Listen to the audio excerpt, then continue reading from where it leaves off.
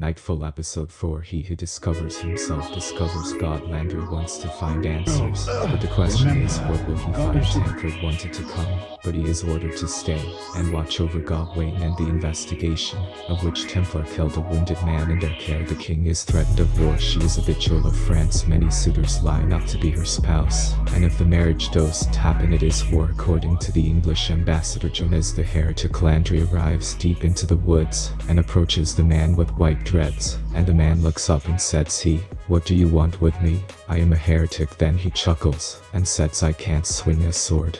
I don't have the stomach to burn down a town." Princess of France Isabella is supposed to marry the Prince of England and one day be queen of two lands, but the best laid plans are not always going to come to materialize.King. Phillip dotes over his daughter, but what he doesn't know is all the secrets that Queen Joan has kept from him. He has been faithful, no side chambermaids like King Henry, of course, so has doing pretty good. Princess wants to marry her cousin Lise of Catalonia. They are second cousins. The Queen of Catalonia is not happy about the marriage. She wants Navarre, and as she meets up with Phillip and Joan, she mentions that Joan, though the owner of their grandfather's land, she has never been there and rules from France. She also mentions her daughter better have childbearing hips as she and her son need an heir before Isabella and Lise marry. They have relations, and with all the eyes in the palace, this is a scandal. So the Queen of Catalonia purposes a purity test and wants Navarre, but the king says we will not be extorted. Gawain's inquiry. He finds Pierre the initiate guilty of murder. Tancrede follows orders and informs Gawain he needs to do his job, and he will do his. Gawain understands he is the one who is being secretly watched and observed, and says, "My leg is crippled, not my eyes." Landry is still on his acid trip, and he sees his past unfold. He remembers when the mystery man came to the convent and killed a man who was innocent just for talking